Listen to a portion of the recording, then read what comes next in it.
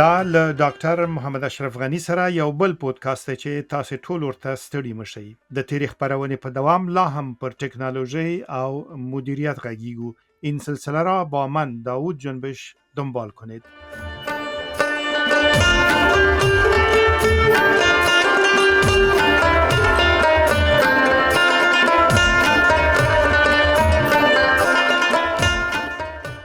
استاد بیا ستړي مشئ او هغه چې په تیر خبرونه کې ژمنه کړې و لا مغزه نه چې هغه مو ودروله را پایل بیکو. بسم الله الرحمن الرحیم. ډیر مننه. خدای مو په خیر سات او خدای ټول وطن ول په خیر سات. مننه چې اوریدونکو ته وریاده کوم ځکه یو څه وخت به تیر شوی چې مونږ په دې غږیدو چې د معلوماتي ټکنالوژي افغانستان ته البته په ټوله نړۍ کې نوې ده او افغانستان چې په جګړو کې بیا ورته بیخي نوې و او کله چې په 2000 لومړي کې نوې یو حالت رامنځته شو چې باید ټول شان بیرته له سره ورغېږي، دغه برخه هم راپیل شو. تاسو پکې استاد مستقیما داخل شوي. خندونه چې زما پوښتنه دا و تاسو ول چې په بل خبرونه کې به بیا لدین راپیل کو چا خندونه جوړول یا اصلا کم خندونه وو او څنګه لري شو؟ ډیر مننه. خندونه د برخو کې وو. یو د ملګرو ملتونو د مؤسسو لخوا، دوم د امریکای د اداراتو او خاصتا د امریکای د اردو لخوا، دریم غیر دولتي بنسټونو لخوا او څلورم دولتي اداراتو لخوا. یعنی درې د خارجيانو پورې اړه درلوده او یو داخل مملکت پورې. بالکل.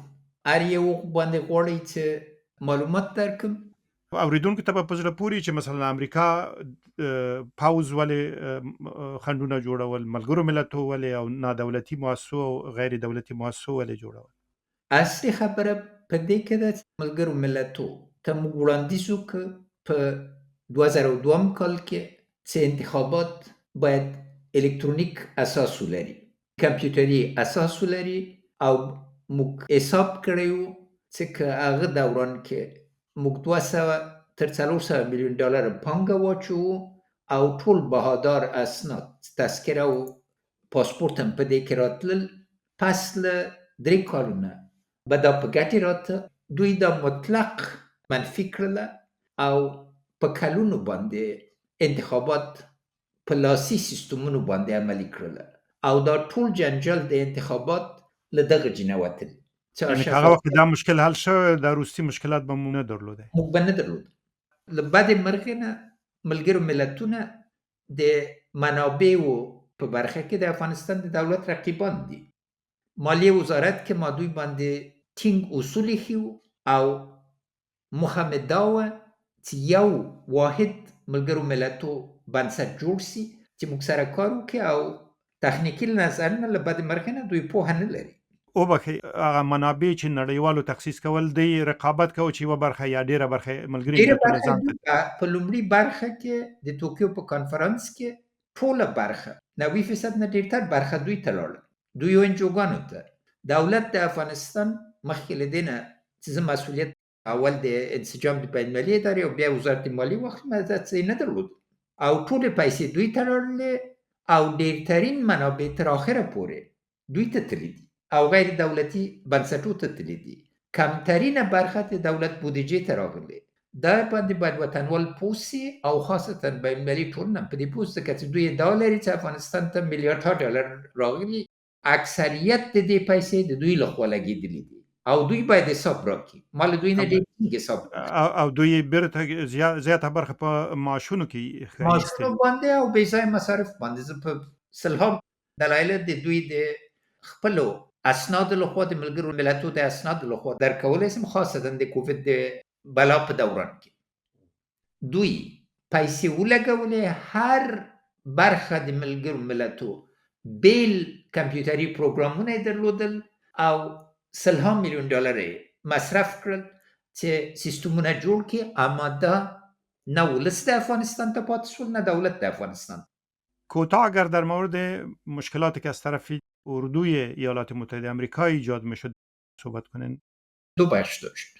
یک، در ظرف تقریبا 15 سال اردوی امریکا قادر به این نشد که اسناد واضح موجودیت پلیس و اردو را به صورت قابل اطمینان تهیه کنه. از سال 2007 به بعد که ببینین هر سال اینا میگن که در سال آینده فراهم میشه و تا سال 2021 فراهم نشد و مشکل تنها در افغانستان نیست. ما پس خود سیستم وزارت دفاع امریکا رو مطالعه کردیم و اسناد زیاد قرار داره، اینا عین مشکل داره. وزارت دفاع امریکا در سال 2022 که آخری بررسی شده بود هنوز نمیفهمید که چند تا قراردادی داره، چون اینا سیستمای پراگنده کامپیوتری داره و سیستمای از اینا بر اساس سیستمای قبلی که توسط دست قلم و کاغذ انجام گرفته و چیزی دومی که صورت گرفت اینا زیاده از $1,000,000,000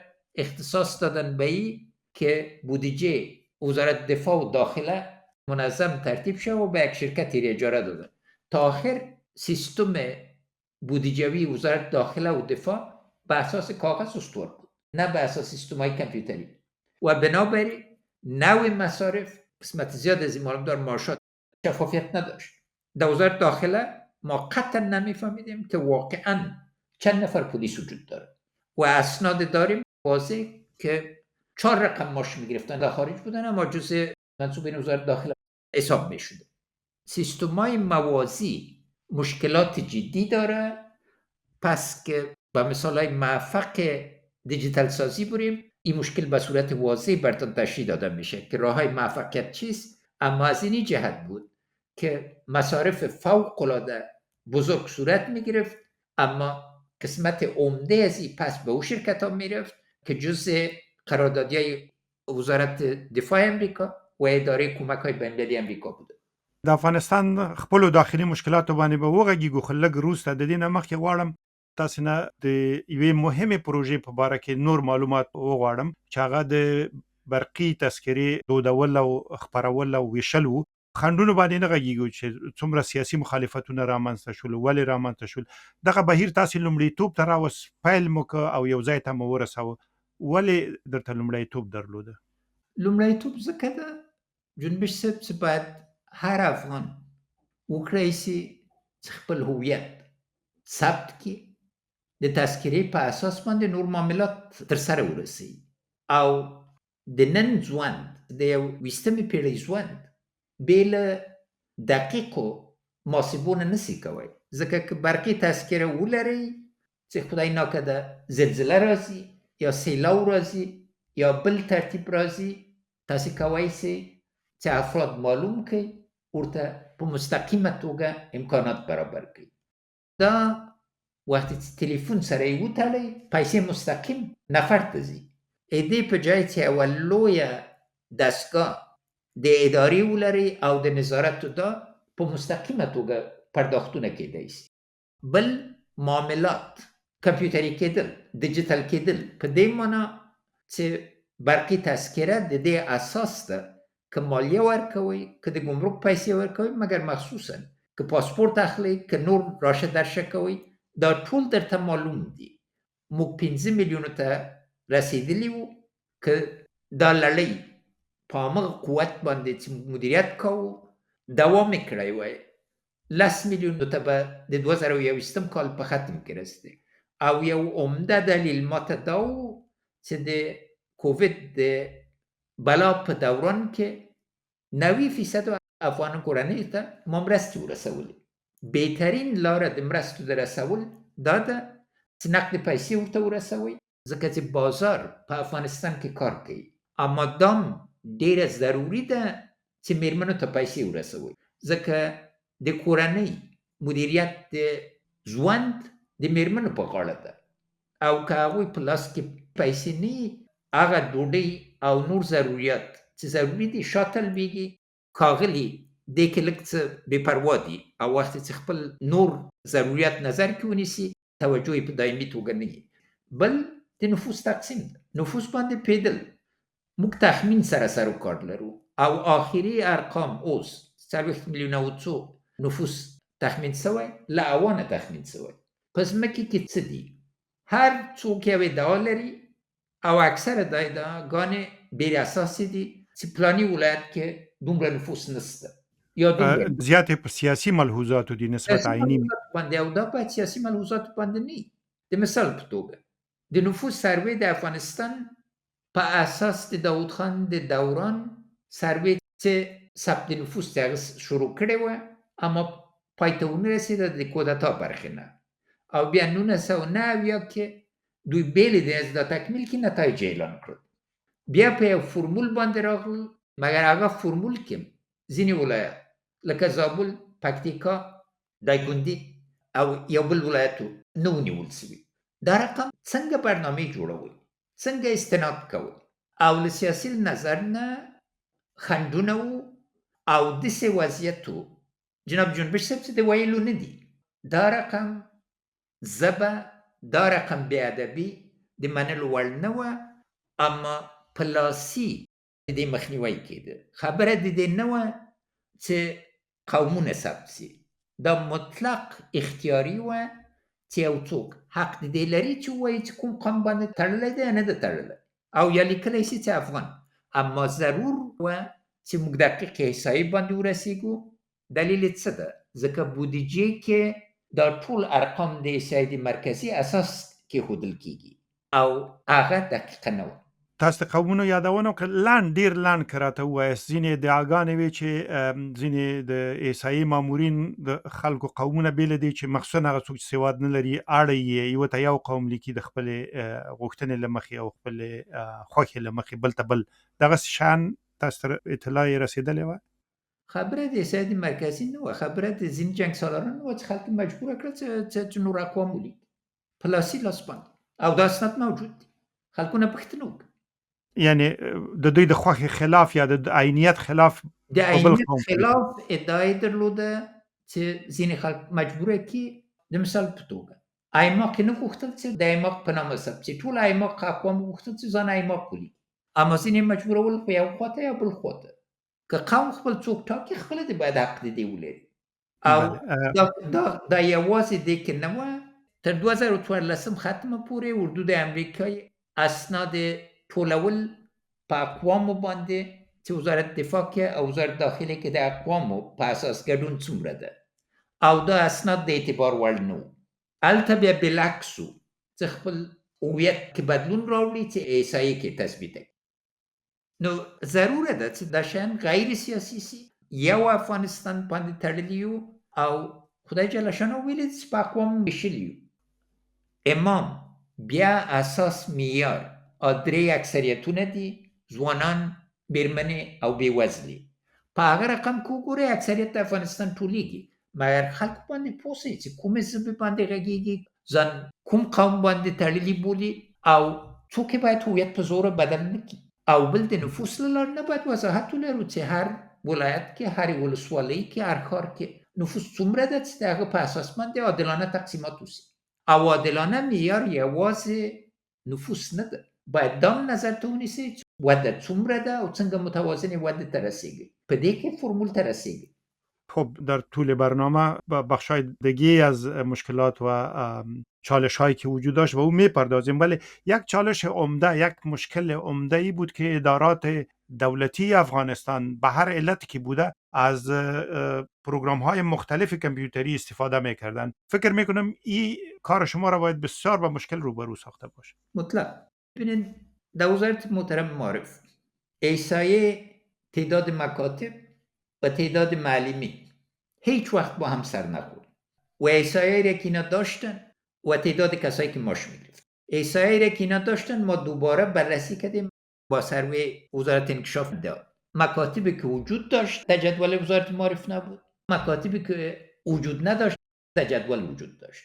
اگر پروگرام سرتاسری ملی وجود نداشته باشه و در این حال از وزارت معارف، چطور میفهمین که یک نفر 2 ماشین میگیره یا 3 ماشین میگیره؟ این یک موضوع. در وزارت محترم فیدآمد هر بار که من گزارش سرکار میخواستم حداقل 3 هفته به کار بود و هر بار که اینا گزارش میوردن 50 تا 60 غلطی ما بینش می‌بود، چون شیوه نظارتشون مطلق پراکنده بود. اراکین بالا رتبه وزارت‌های رو نمیخوندن. قسمت دیگه از این فرهنگ عمومی است و تنها به افغانستان نیست، در سرتاسر ادارات دولت امریکا هم به سطح فدرال که اپلیکیشن های مختلف در طول زمان های مختلف ایجاد شده و اینها با هم صحبت نمی کنن. بزرگترین از مشکل در خود وزارت مالیه بود. بودجه با خزائن یک پروگرام منظم نبود. کار یک رئیس جمهور پالیسی سازی است. برنامه سازی باید تکنیکی باشه. بدبختانه برای کشور این ظرفیت نبود. خوشبختانه مدعی تجربه داشتم، اما اسناد و شواهد را که من به کار داشتم قیامت بود. و وقتی که به ولایت میرفتیم، تشکیل یک ولایت افغانستان در 2014 که مسئولیت به من انتقال پیدا کرد، از تشکیل تمام دولت در دوران داود خان که بلندتر بوده در باز ولایت و نامهای مختلف گذاشتن. از طرف دیگه مسئولیت کاری حداقل یک ریاست فایدامی یک ولایت چی میکرد، در حالی که کل کار اینا میخواستن طرف قراردادی انجام بدن. بنابراین یک مشکل اساسی دی بود که نه تنها به سطح ملی پروگرام با هم وفق داده نشده بود و ارتباط مستقیم نداشت که از او معلومات را که امکان پذیر بود بگیریم، بلکه در داخل یک وزارت هم نقطه کلیدی زیربنای فکری ما هنوز بر روی قلم و کاغذ استوار بود. کامپیوتر یک وسیله بود از خاطر از این که باز اسناد را به نوشته کنن و اینی یک فرق اساسی است بین کامپیوتر ساختن یک شیوه اداری که به اساس قلم و کاغذ استوار است و ترتیب دوباره یا دیزاین اساسی یک نظام اداری به اساس ظرفیت تکنولوژی معلوماتی. یعنی از کامپیوتر به عنوان ماشین تایپ استفاده میکردن به جای از اینکه یک سیستم باشه. مطلق. و معلومات اساس مدیریت تشکیل نمیداد، چون بدبختانه با شکل ائتلافی که وجود داشت مجبور بودیم تحمل کنیم. از خاطر ثبات سیاسی که نریم به یک مجادله مسلحانه که تهدیدش به صورت دوامدار وجود داشت، مجبور بودیم اصلاحات به صورت تدریجی عملی کنیم، نه به صورت امکان پذیر. نړیوال مؤسسو سره رابطه څنګه وای؟ هغوی عین ژبه باندې د ټکنالوژۍ له تاسو سره غږېدل که هغوی بیخي بله ژبه درلود؟ ستونزه په دې کې د جناب جنبش چې بیا هم نړیوالی بانک هم آسیایی بانک په هغه شي باندې چې ما دا 2.5 کال زده کړي دي او د کووید په دوران کې زده کړه، ځکه چې مجبور سوم چې مدیریت په خپل لاس کړم. دوی په دې پوه نه وو. د ملګرو ملتو اسنادو ته ګورئ، هیومن ډیولپمنټ ریپورټ د انساني ودې گزارش، د دې تفتیش ته چې وګورئ دوی اسناد د باور وړ نه دي، اما هیڅوک د تفتیش گزارش نه ده لوستی. ما دا ټول گزارشونه لوستی دي. نه د نړیوالي بانک نه د آسیایی بانک یو منظمه استراتیژي د ډیجیټلي کېدو درلوده. پاکستان ته که وګورئ د مثال په توګه، پاکستان څومره پوروړی ده که دوی سیستم ته وګورئ 4 مختلف کمپیوټري پروګرامونه دي چې په آخر کې بیا په لاس او په کاغذ باندې د یو دفتر لخوا ټولیږي او دا اسناد د اعتبار وړ نه دي. نو دا ستونزه بین‌المللي ده. دغه دپاره ده چې اوس ځینې ډېر ښه نشرات سوي دي او ځینې څېړنې په واضح توګه سوي دي چې دا دولتي ظرفیت غواړي، او له بلې خوا نه یو موډ راغلی خاصا په امریکې کې چې دا شیونه باید خصوصي سکتور ته په قرارداد ورکړل سي، او نړیوالي بانک هم قراردادیان لخوا اقدامات کوي، آسیایي بانک هم نورم. بې له دې نه چې ډیجیټلي دولت په اهمیت باندې پوه سو او ډیجیټلي دولت خواته لاړ سو، دا ستونزه نه حل کیږي. دا په دې تړلې نه ده چې یو چاته متخصص ووایي ځکه یو پروګرام لیکل زده کړي دي. د ډیجیټل جوړولو برنامه تګلاره مطلق بل رقم توان او بل رقم تمرکز غواړي. نو دې دپاره چې د عادي اوریدونکي په کلو ولسوالیو کې په دې پوه شي دغه ډیجیټلي دولت یا حکومت او اداره معنا یې څه ده دقیقا، یعنی کوم شي کې بدلون راځي؟ د خلکو په ژوند کې هره معامله چې دولت سره کیږي په اسانتیا کیږي، د تلیفون له لارې نه هم کیږي، د برقي تذکرې له لارې نه هم کیږي، او دولت به تاسو ته حساب درکړي. دولت خو د دې دپاره نه ده جوړ شوی چې ځان وچلوي. د دولت معنا دا ده چې ولس ته خدمت وکړي، شفافیت راځي، د دولت مصارف کمیږي او خدماتو باندې تمرکز راځي، ځکه یوه ډېره برخه د دولت مصارف په دې باندې راځي چې خلکو ته معاش ورکړي، او کم معاش ورکوي هغوی راځي فساد غواړي. مثال په توګه که یو ګمرک ته راځئ یا د مالیې دفتر ته راځئ، ډیجیټل کېدل درته واضح توګه ښیي چې حساب هم څه ده. بل خواته جایداد شرعي جایداد په اساسي توګه یو وری تنظیمېږي چې ټول اسناد جایداد ختم سي نه دا چې هر محکمې کې وزغلی او بارها هر برخه د ژوند کې بدلون راځي هوا که یو برخه کې لکه کابل غوندې موږ چې څېړنه وکړله دا لوی تعمیرونه اپارتمانونه بدترین مصرف د سکرو او حتی د ټایرو د دوی لخوا کېده دغه شیان ټول کنټرول وړاندې راځي حساب و کتاب چې د اسلام د مبین دین اساس ده او یو خدمتکار اداره په کار ده دغه خلکو ته برابریږي بل امکانات دي د مثال په توګه موږ انظور داده چې یو فیزیکی مکتب ته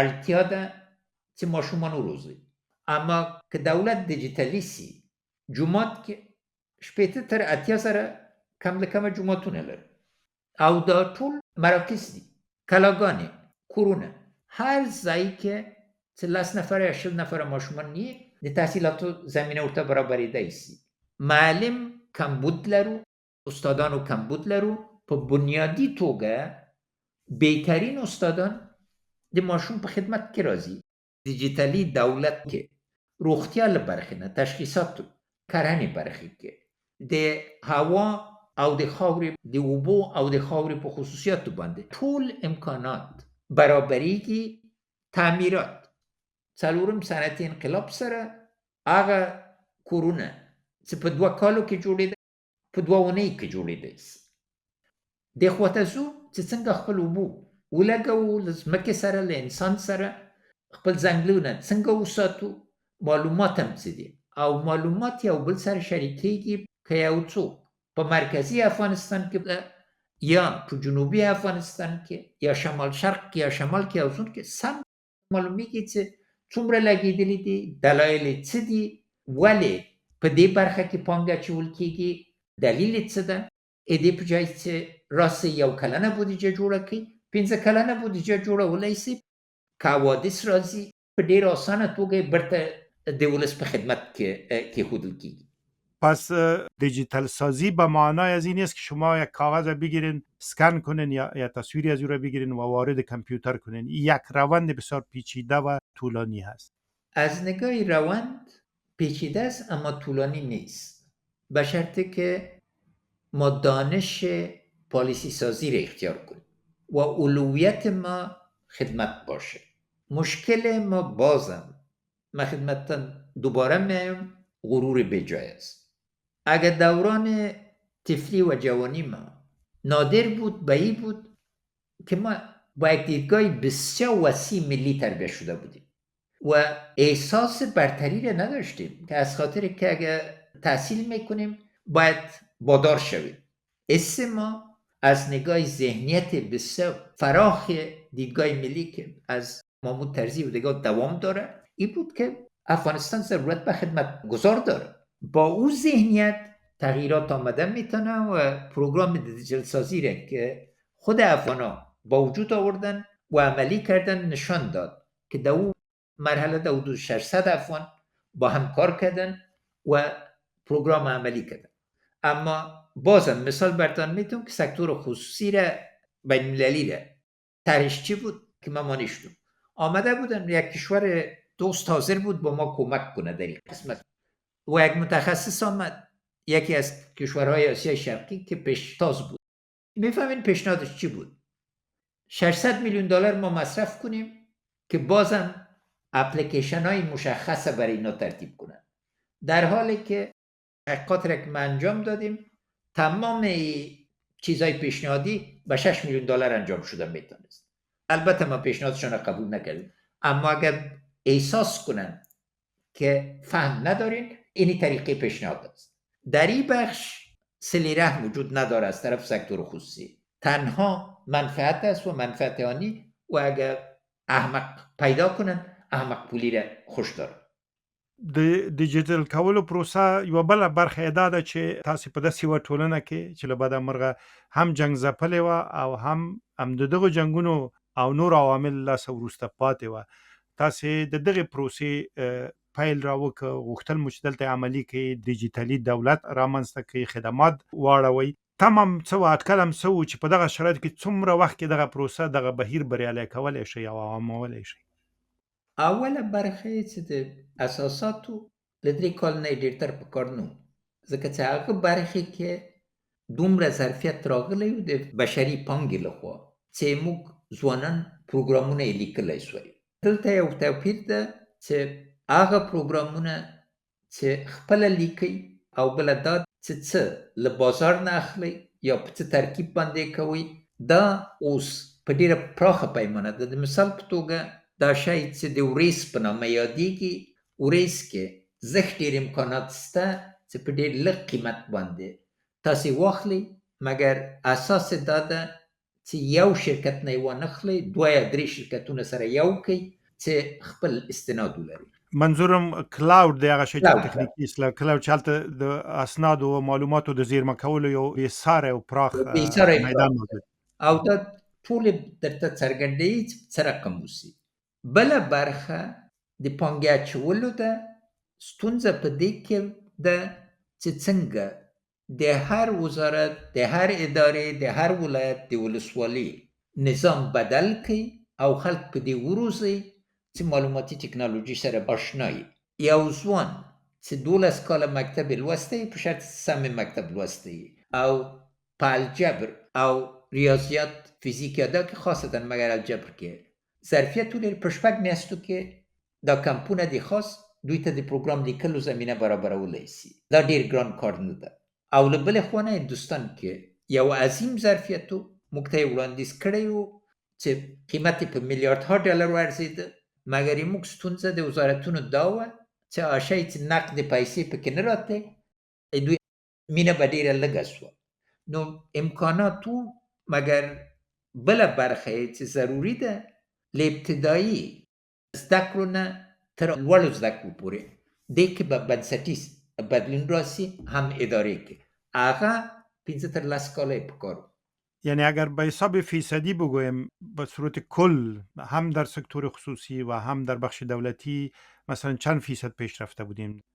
فیصدی بسیار مشکل است. از این جهت تا در ختم 2021 نمی رسیدیم که 2 میلیون دکاندارا و تمام سیستم پرداختا بانک مرکزی اینا به یک شیوه نمیمد. مانای دیجیتال سازی پرداخت از طرف بانک نیست. باید در حقیقت تلفن هر افغان به حساب بانکیش بدل میشد و این استارت شد. اهمیت دیجیتال سازی دایست که به صورت تهدابی موضوع فساد اداری و موضوع ارتباط دولت و ملت با هم تغییر میداد. امیر ببخشید، امیر اگر توضیح کنین، یعنی ضرورت به گشودن حساب بانکی نبود، خود همین شماره تلفن یک تلفن به حساب حساب میشه. بانک بدل میشه. اساس ما و این تجربه بسیار موفق در چین است. مکسه برتان میکنم باز در چین یکی از شهرهای بزرگش 2 نفر از قریه آمده بودن که دزدی کنن و رفتن یک دکان، اما در دکان هیچ نوع پول نبود. از خاطر که در چین تمام معاملات پرداخت، چی تاکسی باشه چی دکانداری، کلش از روی تلفن صورت گرفت و چین پیش قدم بود. مثل که در افریقا تلفن وسیله پرداخت بود.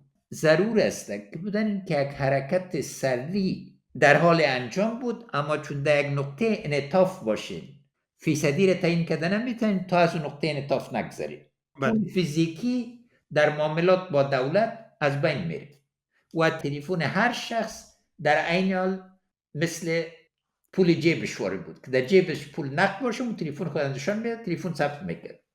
این آغاز شده بود یا در حال آغاز شدن بود؟ در اول سپتامبر 2021 این عملی میشد.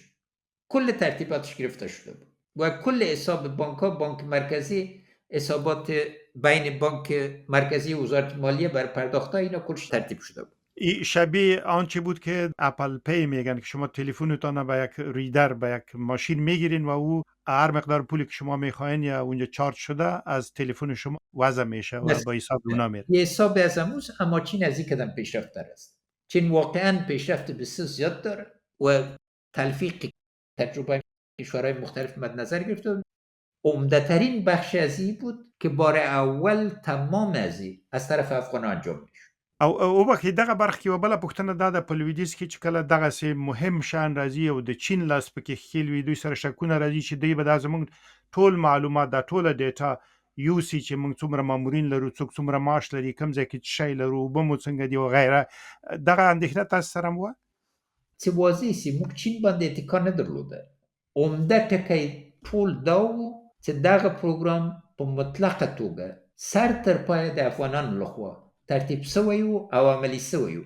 موږ لکه چې مخکې مې ویلې چې د یو ملګري ملک سره په مذاکرې کې و چې راسره مرسته وکړي، اما متخصص چې هغه ولیږي ما خوښ نه شو، ځکه چې د هغه وړاندیزونه هغه ته پیسې پیدا کول وي، نه موږ ته. موږ خپله د دې ظرفیت پیدا کړی و او اساس دغه و. بلې خوا نه دا چې موږ مامورینو تعداد څه ده او دا کوم ملي اسرار نه دي، بالعکس باید دا ټول واضح سي چې ولس پوه سي چې څوک دي او آیا ظرفیت د دې لري په څه توګه استخدام سوي. له بلې خوا باید دې باندې اقدام وسي.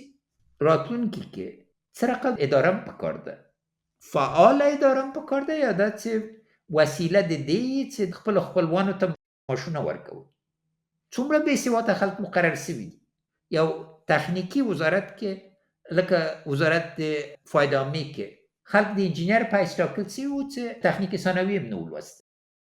آریانا کې د انجینر په حیث ټاکل سوي وو چې دکانداران، یا قراردادي د وزارت داخلي منځ کې یو کال قراردادي او بل کال بریج جنرال مقرر سوی.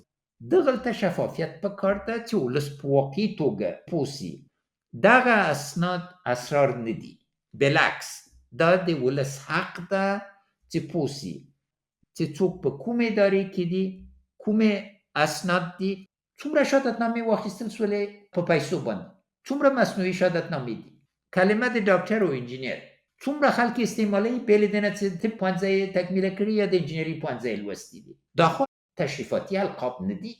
ما په عمر کې ځان ته پوهاند ونه ویلې په افغانستان کې، ځکه د افغانستان د ادارې مراحل ما طی نه کړل سر له دې چې د غرب کې زه پروفیسر وم.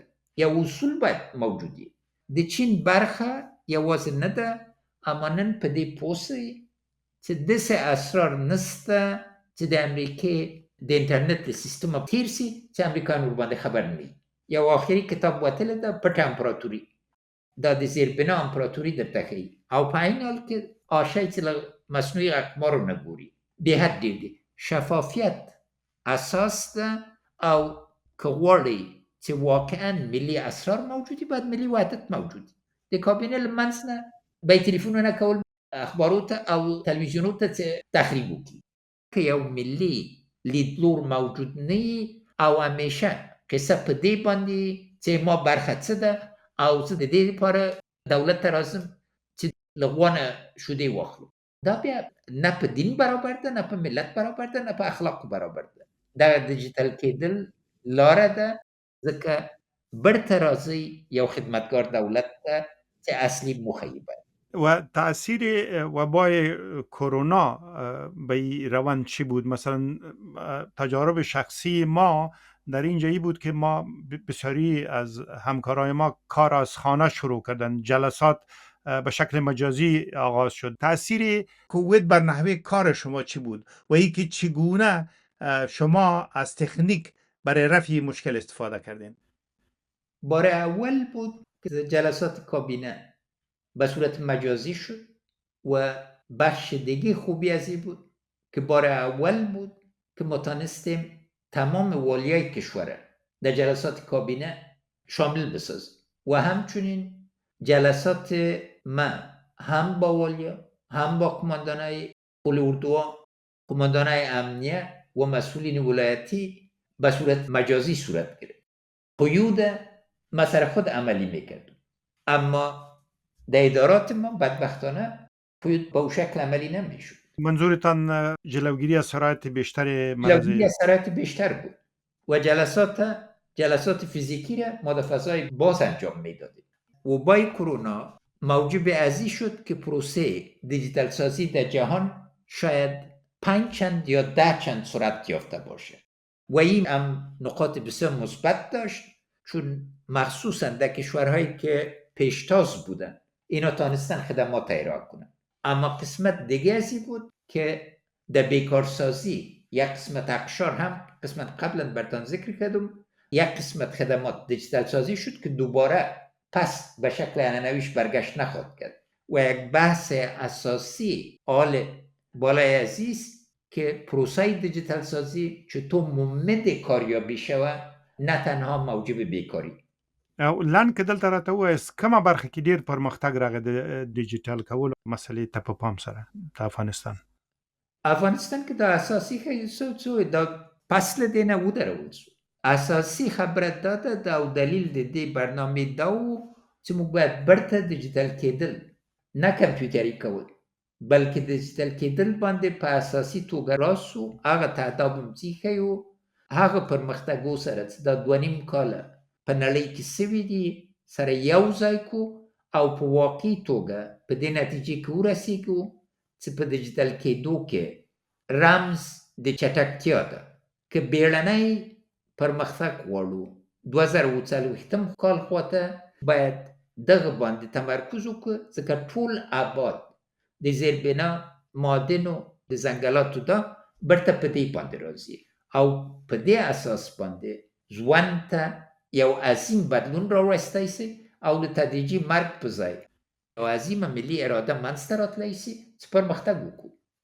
همدلته لاند که راته دا هم ووایاست چې دغه شان خو یو څه د لګښت او پیسو موضوع یې تاسې ځای یاده کړه خو په مجموع کې دغه بهیر د ټکنالوژۍ د نوې ټکنالوژۍ د ډیجیټل کولو او دا پیسې غواړي ځینو ځایونو کې کیدای شي ډېرې وغواړي ارزانه او اسانه لارې هم شته بالکل مګر دا ضروره ده چې په دې برخه کې مو وایي چې څومره موږ ځوانې پیغلې ووتلې او د هرات د روباتیک ټیم یوه نمونه ده او بل د برلین تخنیکی پوهنتون کې د افغانستان میرمنې ماستریګانې او دکتورګانې واخیستلې او همدغه رنګ د کابل پوهنتون پلیتخنیک کې او نورو برخو کې یعنی واقعا د افغانستان پیغلې او میرمنې او ځوانان ډېر ځلیدلي دي همدارنګ چې میرمنې سي په هندوستان او نورو ملکو کې هم استونیا او نور ځایو کې درسونه ویلي دي. لومړی خبره په ځواب کې دا ووایم چې ډېرې پیسې ضایع سولې خاصتا د موازي اداراتو لخوا د ملګرو ملتونو لخوا د امریکې د دولت لخوا او د غیر دولتي بنسټونو لخوا.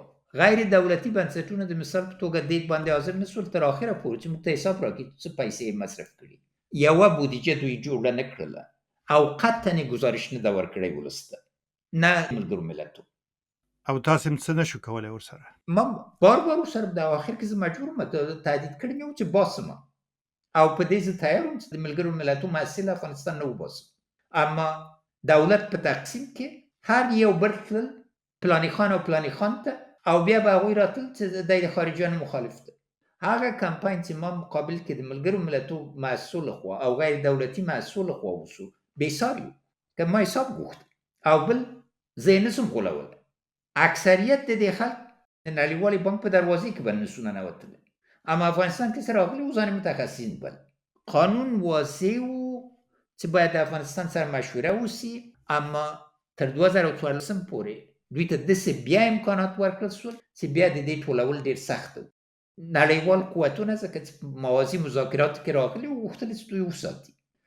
طریقې سته د مثال په توګه اکثر سیستمونه چې بیل دي اوس نوې لارې پیدا سوي دي چې دا شی ته چې لګسي سیستم یا میراثي سیستمونه وایي نوې طریقې نوې پروګرامونه لیکل کېدای شي چې دا سره وتړي اما مهمترین برخه دا ده چې دلته باید دولت منځ کې او پوهنتونو کې دوایرو کې او خصوصي سکتور د افغانستان کې باید دا ظرفیت راوړي. ګران به په دې که دوامداره توګه تاسې لاړ سئ ووایئ موږ خو مصرف کوونکي یو موږ تولید خواته نه ځو.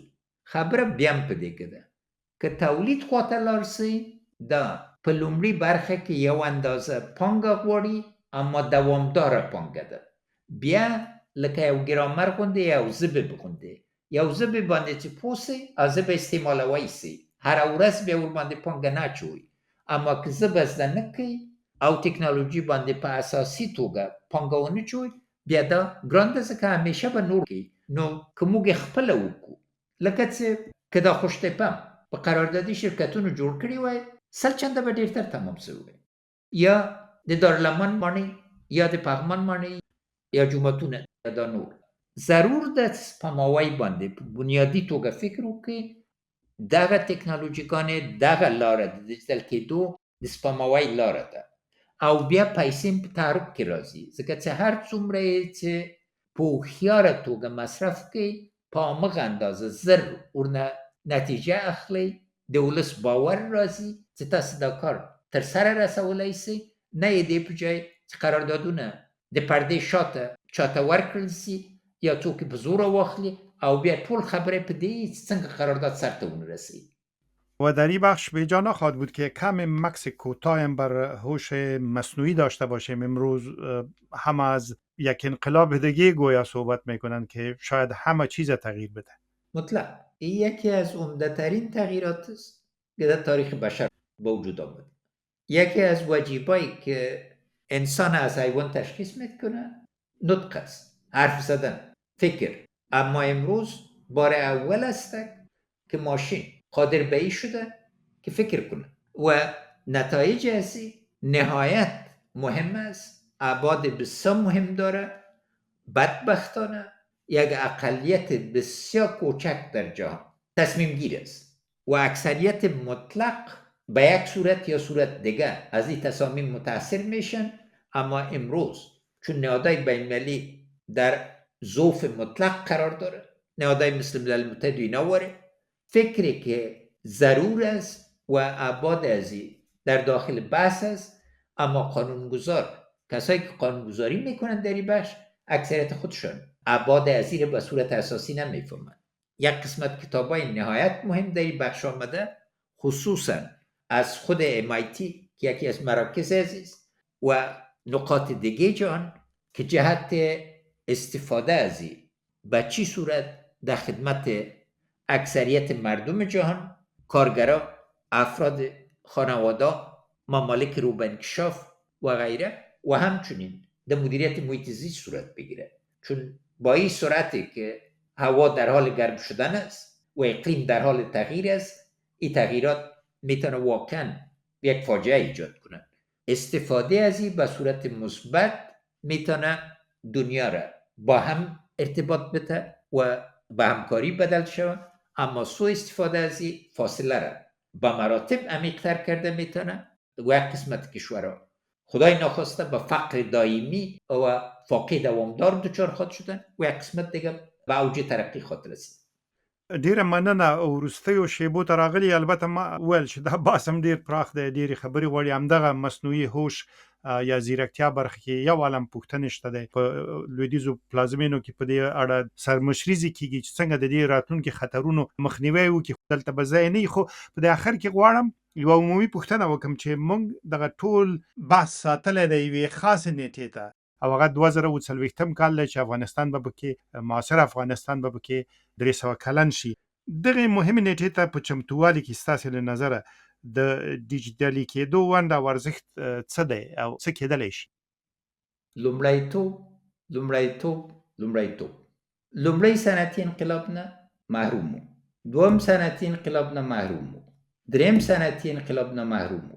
که غواړئ چې د 200 کالو جبیره وکړو، باید څلورم صنعتي انقلاب باندې پانګه واچو، ور باندې پوه سو او د خپل خیر او د خدای رضا دپاره استعمال کړو. معنا دا ده چې وخت ضایع نه کړو. لومړیتوبونه باید واضح چې یو هوسا، ژوندی، خپلواک، متحد یو افغانستان غواړو او د هغه هدف د پلي کولو دپاره دغه رقم پانګه اچوله پکار ده. په دې اساس باندې د قرآن شریف امر ده چې اسرار د کائنات درته ښکاره کیږي او ټکنالوژي د طبیعت په اسرارو باندې ولاړه ده. 40 کاله مخکې به لیتیم څه ارزښت درلود؟ نن حیاتي ارزښت لري. نو په دې نظر باندې موږ باید په خپل ټولو منابعو باندې پوه سو، معلومات هم دقیقې او لاره چې ټاکو، تګلاره هم چې وټاکله چې څنګه افغانستان، کوم رنګ افغانستان په 2040 کې غواړو، بیا ټوله انرژي، ټول امکانات ملا تړو په ګډه چې دلته ورسیږو. بیا به یو افغانستان چې انشاءالله تعالی سیالي وکړي. ډیره مننه. بس به همدلته پای ته ورسو دغه برخه. البته زموږ پودکاسټونه به روان وي. تاسو ته کور ودانۍ وایم. ولسمشر محمد اشرف غني اوریدونکو نه مننه چې تر دغه شیبې له موږ سره دي. تر هغو چې بیا بله خپرونه کې ستاسو خدمت ته راځو، زه خدای پاماني کوم. کور مو ودان، احترامات مې، نیکې هیلې مې او سلامونه مې ټولو خویندو ورونو ته، ټولو وطنوالو ته. تل دې وي افغانستان. زنده باد افغانستان. یشسن افغانستان.